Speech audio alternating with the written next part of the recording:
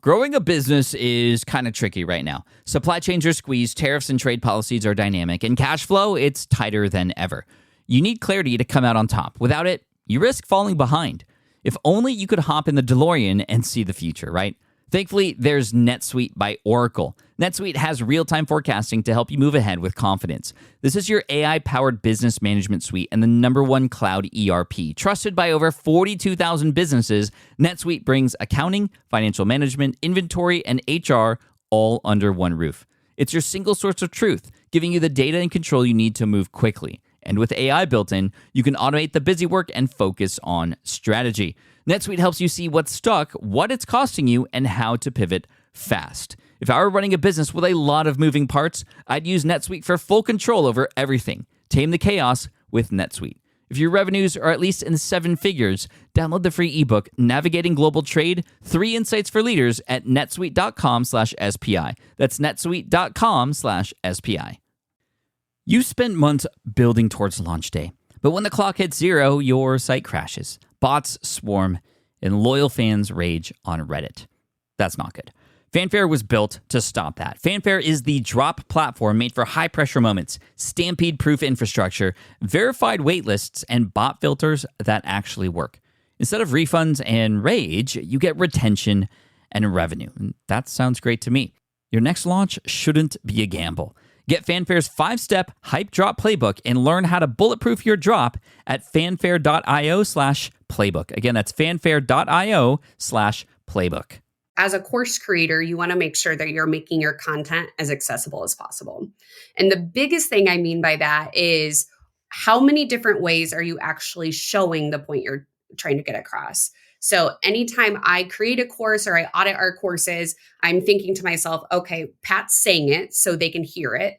Can they see the concept anywhere? And then can they read it?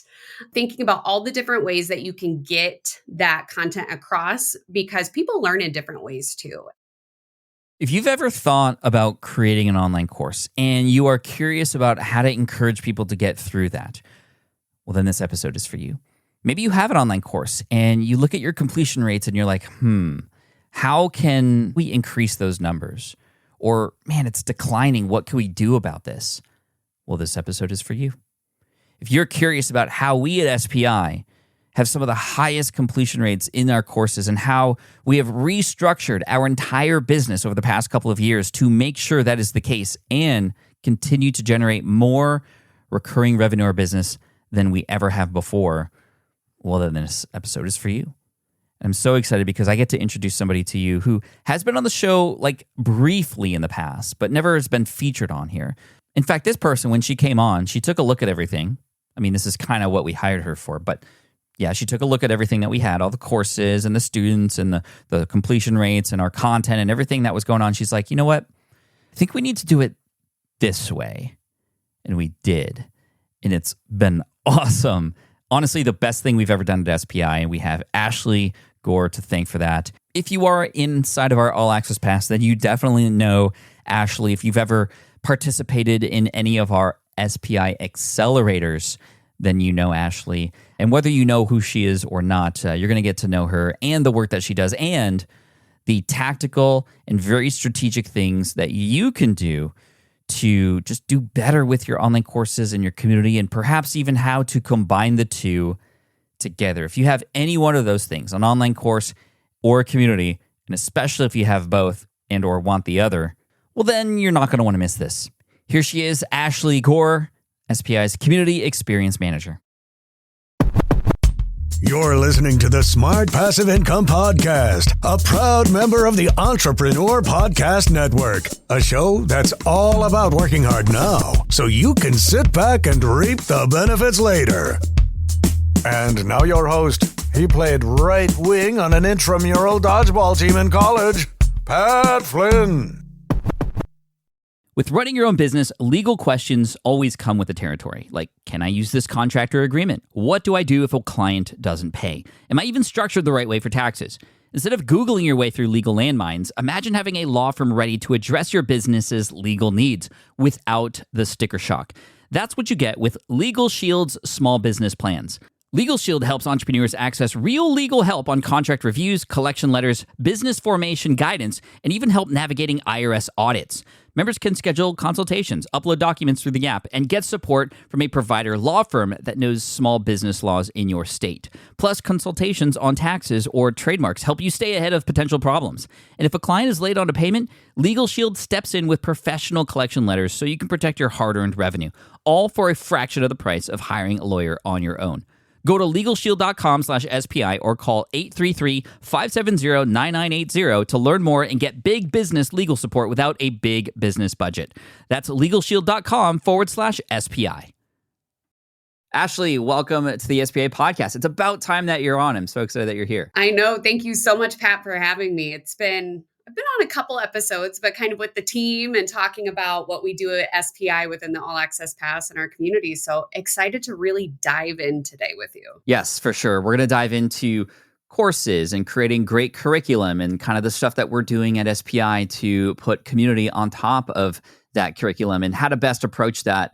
And whether you're just starting out creating online courses or sharing information online, or you've done this and want to know how to restructure things, this is definitely going to be an episode for you. But Ashley, before we get into that, I'd love to know, and I'm sure the audience would love to know, and get introduced to you a little bit more. What's your background and then how did you get involved with SPI? Yeah. So I, by trade, am an elementary teacher, was an elementary teacher. So I taught in the public school system for 7 years in the Midwest, a couple different schools, very different school types.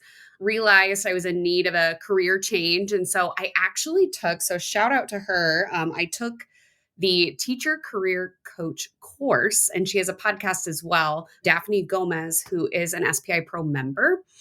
And so I took her course, kind of figured out what exactly I wanted to do, figured out I really still wanted to be involved with learning somehow and curriculum design, that sort of thing. And she messaged me one day and said, "Hey, have you heard of SPI before?" And I said, "Actually, no, tell me more about this." And so I listened to the podcast, I dove into what SPI was, and I immediately applied for the community manager position to help create the All Access Pass. And here we are a year and a half later, and I am doing all things, not only community, but course related as well.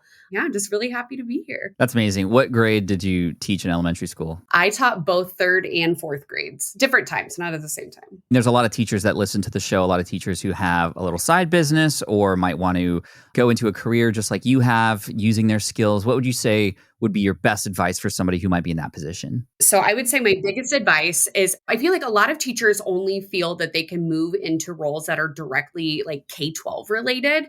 And that's how I felt for a while. So I was originally looking for jobs and ways to show my expertise through like actually traditional teaching. And when looking for jobs and exploring my strengths and what I really enjoyed, there's so much more out there. A lot of what I do from day to day can fit into the categories of like instructional design, community management in terms of like digital community, learning and development. So there's so much out there and your skills are transferable. And there are companies out there that will see that expertise and really value it and turn it into something awesome. Yeah.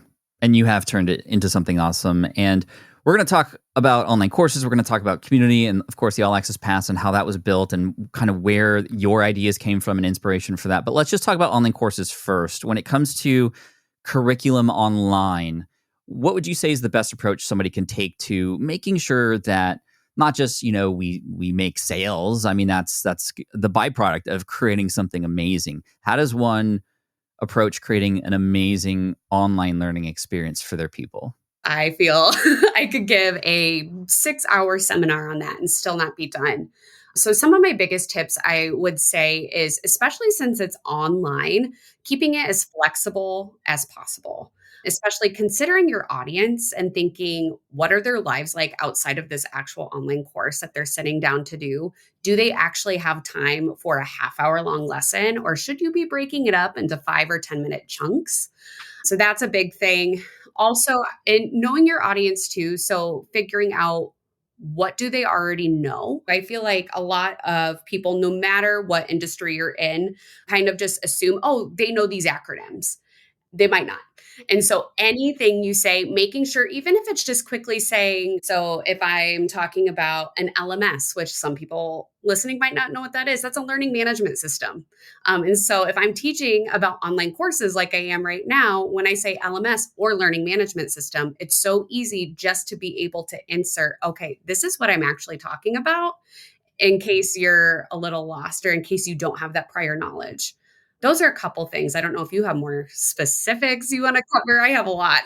I mean, I'll plus one that last one for sure. I mean, it's so easy to make a person feel like they shouldn't be in the course because you've just kind of spoken over them and have not considered that. At the same time, you also don't want to go, okay, put your hand on the mouse, move your mouse to this button here. And you don't want to make people feel like, okay, well, you're just making me feel dumb at this point. So there is a balance there. And I think a lot of it involves conversations with your audience. So research is important. Obviously, we teach how to build online courses inside of the All Access Pass with our Heroic Online Courses curriculum. But in general, the overall, like, here's all the information you need. We live in an age now where we want to help people get that result as quickly as possible, right? Which means pruning is very, very important, and making sure you're not overloading. And I think that, and you can speak to this as well, actually, I think a lot of people, when they come across even our content, they worry about it being too much. And so can you speak to this idea of, if you're going to teach something, literally putting the entire encyclopedia of something into a curriculum versus getting just what's there to get the result that a person's purchasing for, and to get them on their way? How does one begin to sort of wrap their head around that? Because we're so trained, at least at my age and where I came from in the internet space, it's like more information equals better, but that's not true anymore, right? Absolutely not. And with the age we live in, they can find that information if they want to find that information. The reason they're purchasing your course or your membership is they, first of all, probably like you, or at least trust you and your brand enough to be able to, okay, provide this information in a way that makes sense to me, and to help me sort through all of that noise that I could already find on Google or YouTube or whatever it is. So a big principle I follow is called backwards design. And so how that works, there's three big components. So you want to start, you're basically planning your course backwards. So you're going to start by thinking, what is the goal they need to reach through my course? What should they be able to do at the end of it? And then maybe what smaller goals or milestones can they hit along the way? So you're thinking of what they should do at the end. I feel like a lot of people, when they do courses, are thinking of just all the things they know because you're the subject matter expert. So you're just wanting to teach everything that you know, and that's not great for your student or audience member. And so once you have whatever they're supposed to know at the end or be able to do, thinking of, okay, how can I or they check that they know that? How am I going to assess them? So if it's a live cohort, which I'm sure we'll talk a little bit more about, like, how can I check their knowledge? Or if it's asynchronous and just a course that you put up, are there little quiz knowledge checks I can put along the way that help them reflect, okay, do I actually know what I'm doing? Am I ready to move on to the next lesson? Then the third thing, you can start thinking about the actual content. So what do they need to know to be able to perform that? And a good rule of thumb is your lesson should be as short as possible to get the point across and reach those goals. Ensure that every piece of content you're putting in has a purpose. And if you want to expand upon that, that's first of all, great material for supplemental events or workshops or webinars or a future course, or just something you could link below. Like, if you want to know more about XYZ, go check out this article. So I would say those are the big things to try to prevent the overwhelm and actually have some direction when you're creating. That's really smart. And I think even removing parts that are still useful, but not necessarily needed to get to the goal is really smart. And I love that idea of putting it into an addendum or, learn more here, or we've even put those into bonuses, right? You kind of take them out just to put them back in and make the course more valuable because it's quicker to the result, but there's some other things that you can if you want to go further with it, which is really great. It's very obvious that you have had a lot of experience with thinking about it from the student's perspective.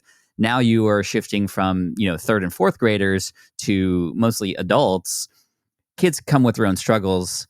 What are these struggles that adults have when it comes to learning? You mentioned time being obviously one of those things, but what else might an adult struggle with when it comes to learning in an online curriculum fashion? Yeah. So a couple things come to mind. So one of the things is as a course creator, you want to make sure that you're making your content as accessible as possible.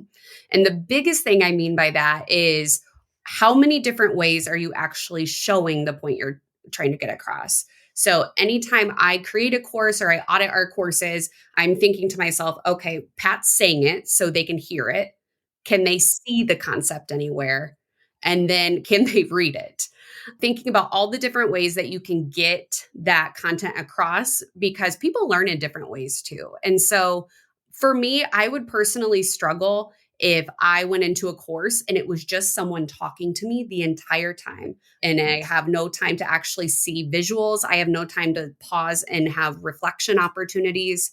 So that's a big one. How much do you think self-doubt plays a role in this? The training that we've had, the conditioning over the years to learn a certain way. How does that matter when it comes to, learning and teaching? I think imposter syndrome can be really real, especially depending on your audience. Anybody who's going into your course obviously has a goal they want to meet, and it's obviously not a goal they've been able to meet on their own. So there's always going to be a little self-doubt going into it, whether they realize it or not.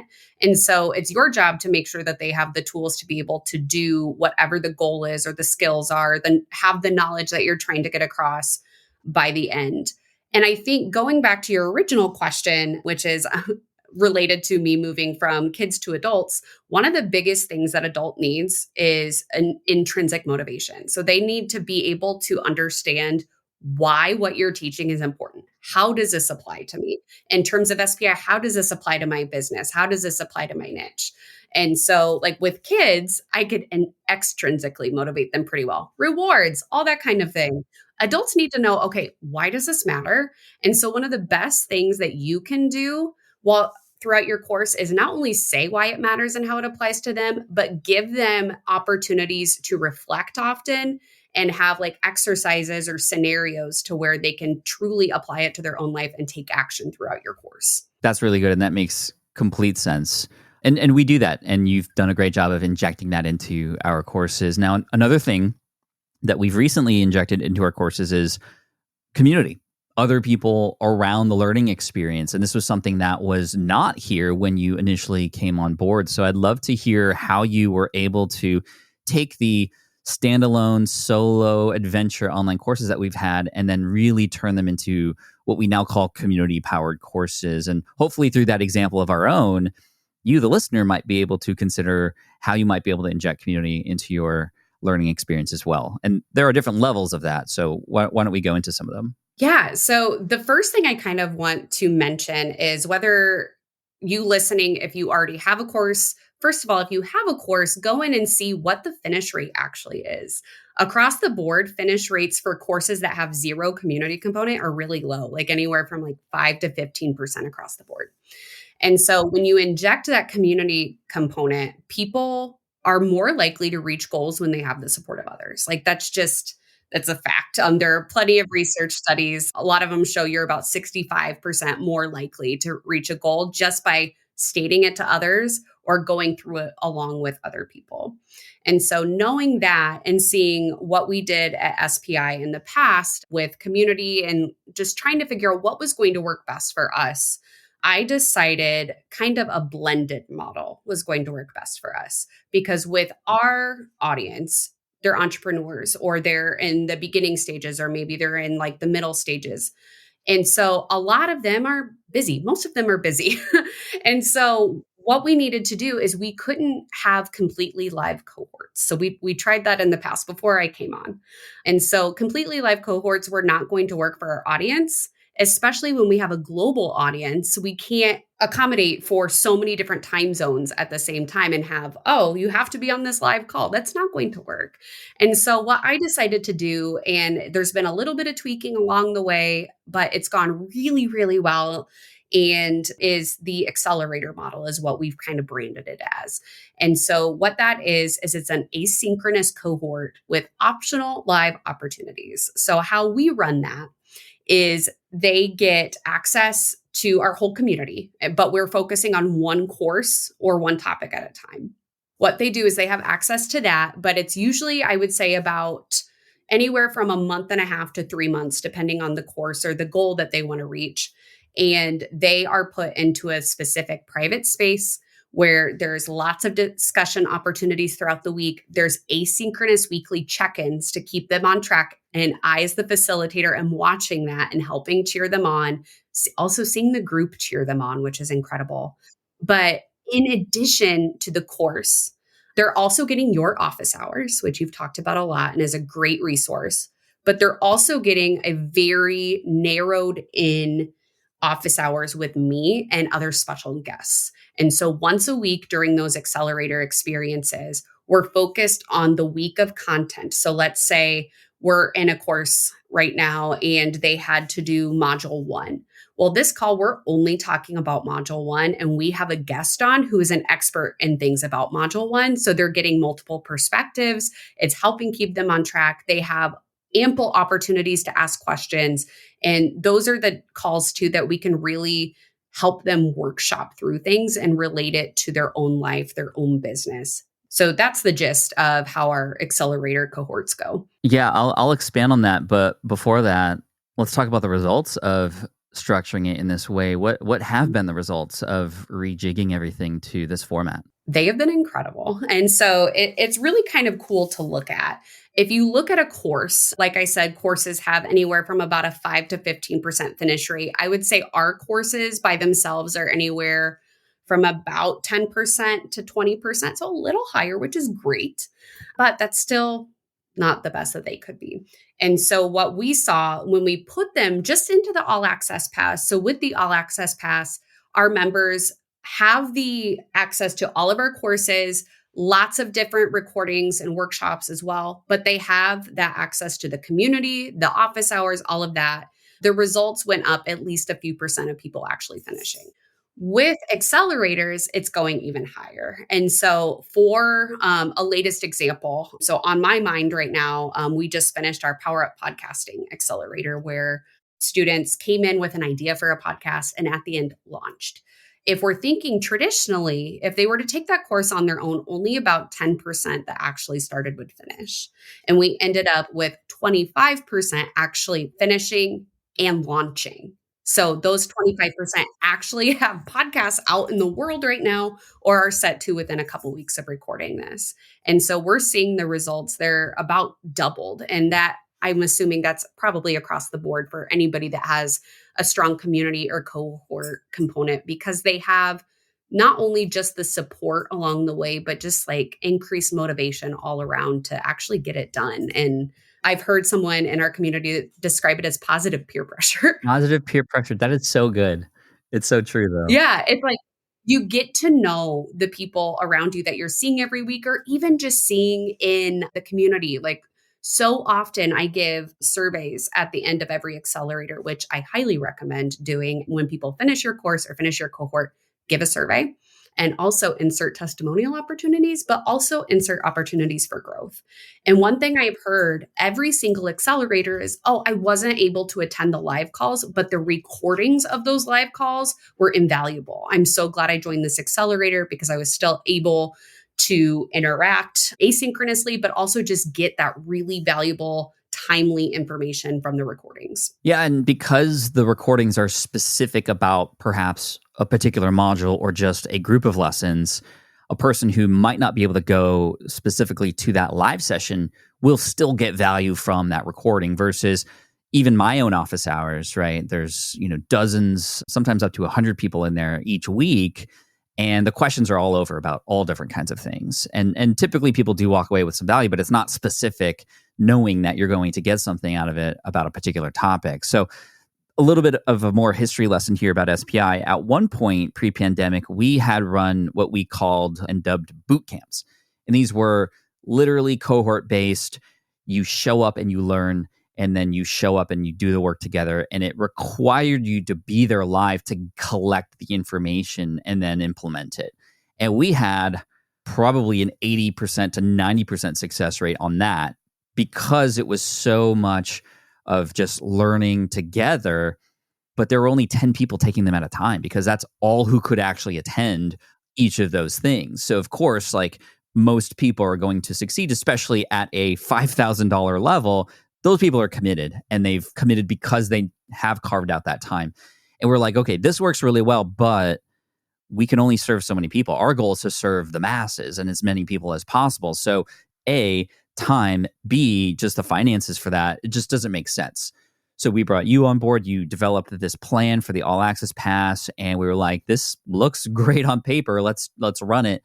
And it has been a massive success. And although it's not 80 to 90% success rates, the fact that after a couple weeks, already 25 people who went through the Power Up Podcasting Accelerator now have a podcast live is incredible. And that number is going to go up because some people, just pushed back their launch date or maybe didn't have a lot of time halfway through, but they're going to get through it because they had that support and they got the momentum going. So it's been a tremendous success. And although on the front end, yes, we're making less money as a business up front, our goal is long term. You don't just come in and launch your podcast or do affiliate marketing or launch your webinar. You come in, you get some results, and you go, this community is amazing. I'm going to stay here and I'm going to learn the next thing that I need. And this is where the All Access Pass also plays a big role. It's not just to get the one solution and then you're off on your own. It's to get the solution with the community and to go on to the next part of the community or to your next stage. How may a person listening to this begin to think about holistically their user's experience through the brand versus a customer of said course, number one, versus let us take you on this journey, which starts with course number one. Talk through the sort of bigger picture for an audience member and perhaps their students. I think you bring up a good point that what do they do when they're done? And so that's a really great place you can start. So if you're starting with an online course, think about, okay, so what's the end result? And kind of assume that your person has this end result. Think, first of all, how can you repurpose your course material? And you do it really well with our webinars that we do for SPI. You pull out little tidbits that they're going to learn in the course and share it in webinars to bring people in. That's one way you can do it. We could also, one thing we did recently is after you make your course, first of all, the landscape of whatever you're teaching is always going to shift or change in the future a little bit. Or maybe there's something you could expand upon from the course. So like one thing we did is, so like our Amped Up podcasting course teaches how to market your podcast. But one thing it doesn't dive into is how to repurpose your podcast's content. So I brought in our producer of the podcast, David Grabowski, to teach a workshop, an hour-long workshop all about that for people who want to dive into that topic more. So thinking, what do I teach in the course that people can maybe want to dive into more? Another thing you could do, like I said, is when you survey your audience, ask what they want. Figure out what maybe have been missing for them or what were their favorite parts, expand upon those, and also asking yourself, okay, what's the next step for them? So is there another course you could create, or especially like the community around it? What kind of events or programming is really going to be beneficial for these people to keep them in here and keep growing in whatever field or skill they got from that course? So when people come in for Power Up Podcasting, we're not like, okay, you launched a podcast, bye, it was nice to know you. We have another course for that. We have workshops for that. There are people who are done with our accelerator who are still talking daily, giving updates about their podcast, how many downloads. They're saying, hey, I ran into XYZ. Can anybody help me with this? And they get a reply within an hour from somebody across the world who has experience with it. And that's the beauty of community. So long-winded answer for that one, definitely check out community. Yeah. And like that workshop with David, for example, that's just in the All Access Pass. Like you already get access to that. It's a part of the experience of being a part of this community. It's not, okay, there's this workshop now, here's a price point in order to get access to it. And now it's like, okay, now I'm just in front of a menu of things that I have to pay for. That's not what people want anymore. They want to know that they are on a journey with not just you, the creator and the leader or the authority in the space, but with other people who are going through it with them. How do you encourage people to connect with one another who are going through something like a course together or just in a community in general? A lot of us consider building communities, but then we go, okay, well, then I have to show up and I have to speak and I have to do this event. No, you don't have to do. In fact, it's better if other people are doing those things and connecting with each other. But how does a first-time community creator or course creator injecting community encourage that connection between the students? So I think the biggest thing to remember is that when you have your own community, it's not all about you anymore. It's about the community aspect. And so my role, even though my title is community experience manager, I see my role as a facilitator. I facilitate the learning. I facilitate the connections. And I can relate this back to my formal teaching days that it's not me talking. I'm barely talking in our events. And so I'm letting the community drive it. And so I'm asking these open ended questions, prompting someone to talk and just kind of seeing where it will go. If there's a question that's asked, I might know the answer to it, but am I going to tag in a community member that I remember told me 2 weeks ago that they were doing the same thing? Yeah, I am. And I also, one space I created a few months ago that has been invaluable has been Find a Friend. And so we have a Find a Friend space to where people can post if they are looking for a person to be an accountability partner with, to take a course alongside. There was someone who created, there were like 5 of them. They did their own cohort together based on the style that I created of a course that I just wasn't doing an accelerator on anymore. That's cool. And that's the beauty of community. So thinking about it in the way to how can I facilitate those connections, and just thinking about how can I take a backseat more often. And even when you're starting out, maybe you don't have a large community with 1,000 people like we do, where you can utilize spaces and, people will eventually see each other and connect as if they're kind of just passing each other on the hallway. And it's like, hey, you do that too. Let's chat here in the DMs or something. And this is the power of Circle. I mean, we're using Circle as the engine to really house all this. And we couldn't do what we do without Circle and the way it's structured. It's been really great. And they continue to innovate and allow us to find even more fun ways to bring the community together. But for a creator who might have even like 10 people taking a course together, it can still feel, if the facilitator is not doing their job, as if they're doing their course on their own. And I feel like it is the facilitator's job to see those connections and actually make them and actually make introductions. Hey, you two, you work with each other. And it's okay to do that. For a first-time facilitator, if you will, do you have any advice or inspiration or motivation for them to actually be authoritative and actually do that, make those connections for people? Yeah. And I think there's so much beauty in small communities. Agreed. And some of our best events, I've learned from trial and error over the past year and a half that I've worked for SPI, what works and what doesn't. And so there are events where we'll have 60 people join an event sometimes, but that's overwhelming. Like, you can't make connections in an event of 60 people. What I do when I know an event is going to be that big, I'm putting them in breakout rooms where there's only 5 other people. I'm giving guiding questions. I've realized guiding questions is something that helps so many people because they're able to actually think about it and have something to talk about. People love to know if you have an agenda for even just a networking call or an open call, tell them ahead of time.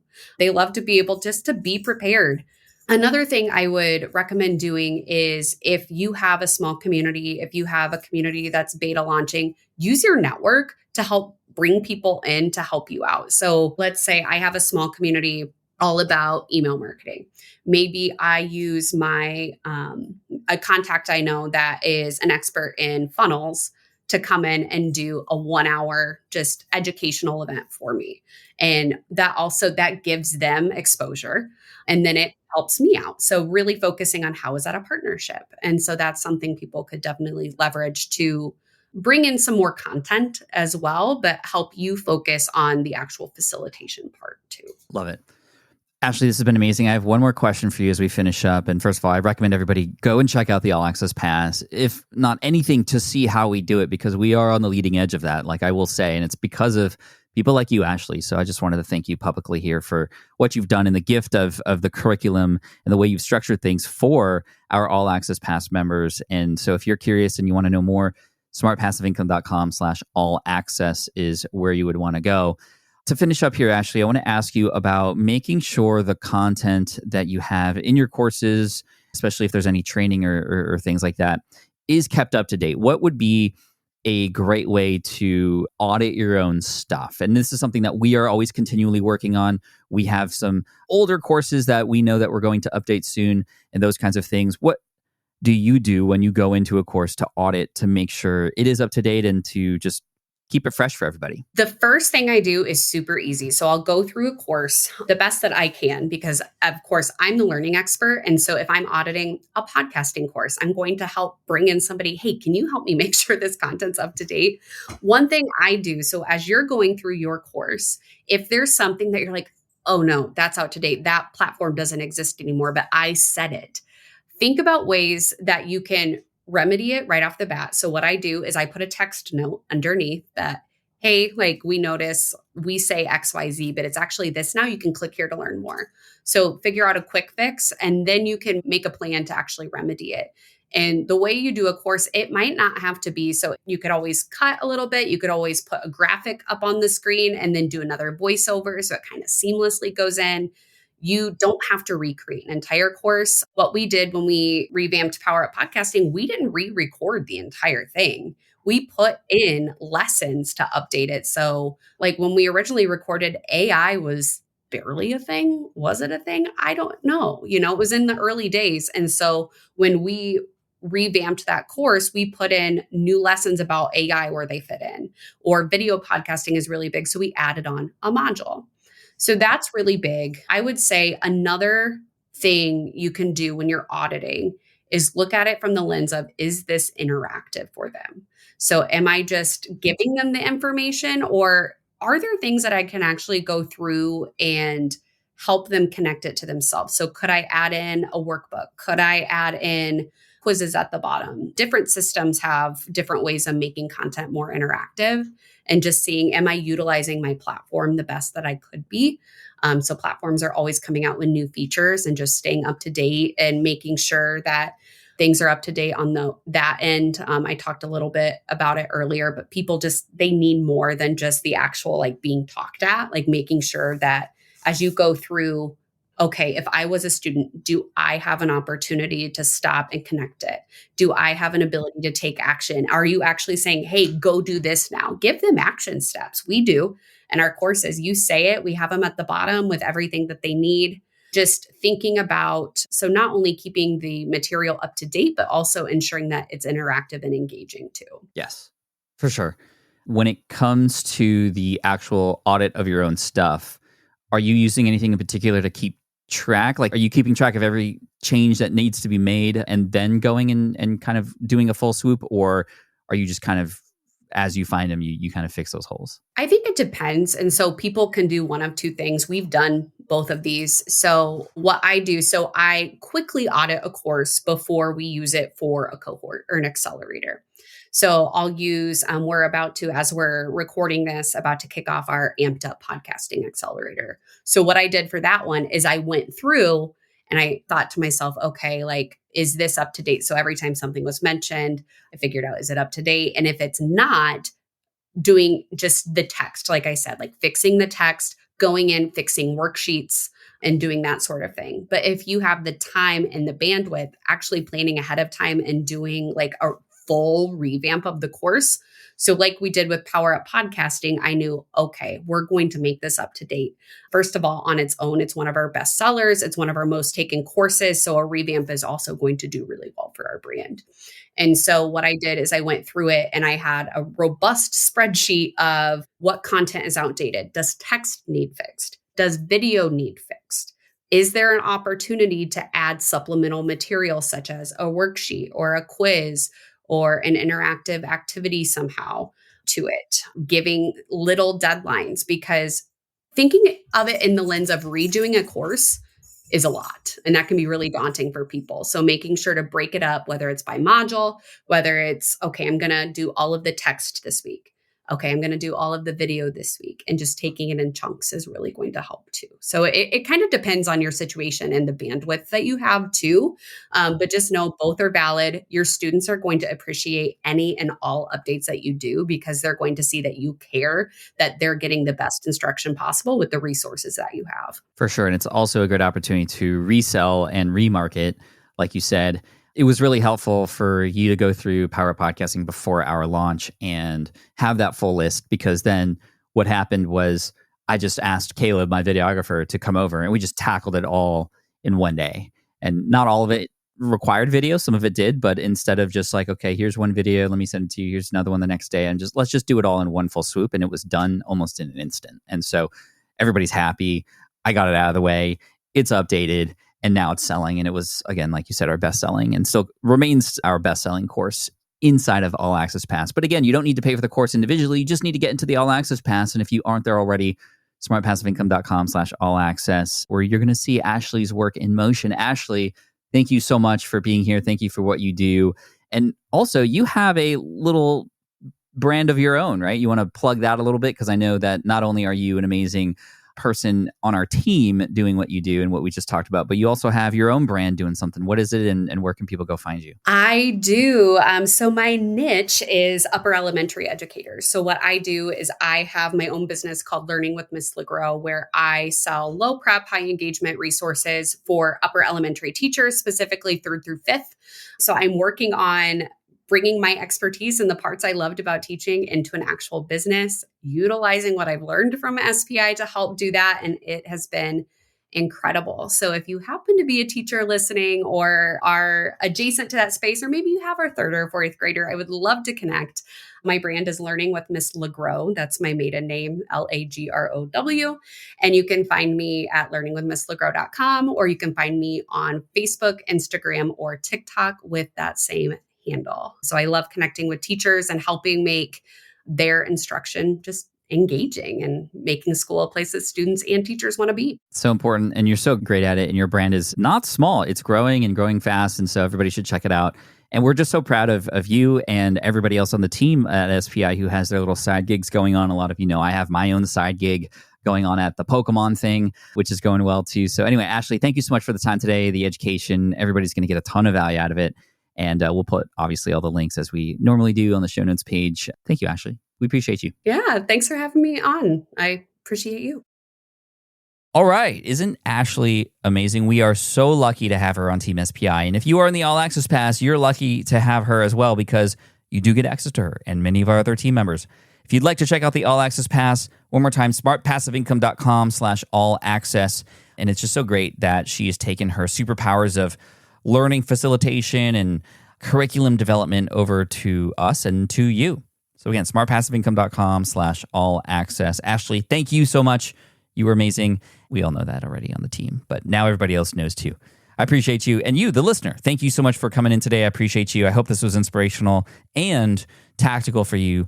If you have online courses or a community, combining the two or switching from one to the other or injecting the other one into your brand, hopefully this gave you an incredible way to start thinking about it. So Ashley, thank you again. Thank you, listener. Look forward to serving you next week. Peace. Thank you so much for listening to the Smart Passive Income podcast at smartpassiveincome.com. I'm your host, Pat Flynn. Sound editing by Duncan Brown. Our senior producer is David Grabowski, and our executive producer is Matt Gartland. The Smart Passive Income podcast is a production of SPI Media and a proud member of the Entrepreneur Podcast Network. Catch you next week. Hey, fellow podcaster, does this sound like something you've experienced? You record your podcast episode on one platform, download the files, edit in another app, then fire up a different tool just to create these social clips? Well, it can be clunky, time-consuming, and frankly overwhelming, especially for creators trying to grow. And that's why I'm excited to tell you about Riverside. Riverside is the all-in-one platform. Record, edit, and repurpose your podcast content all in one place. You just log in, record with your guests no matter where you are in the world, and just like that, studio-quality audio and high-resolution video. We use Riverside here at SPI as well now. With built-in AI, I can automatically clean up my audio, saving myself so much editing time, and it can even auto-generate clips to make promoting the show a breeze. And with Magic Clips, I can grab the best moments and repurpose them as short-form video, perfect for YouTube Shorts, TikTok, or Instagram, without re-recording a thing. So if you're tired of juggling tools and want a faster, simpler way to create and scale your content, it's time to try Riverside, built by creators for creators. Just go to smartpassiveincome.com/Riverside and use code SMART to get 1 month free on the Pro plan. That's smartpassiveincome.com/Riverside, promo code SMART. Have you dreamt about being your own boss, but still haven't made the first steps to making that dream a reality? Well, I get that. Starting a business can feel super overwhelming with legal forms, paperwork, finances. It's a lot. And that's why I'm excited to tell you about Taylor Brands. Taylor is a complete business builder designed to make launching your business simple and stress-free.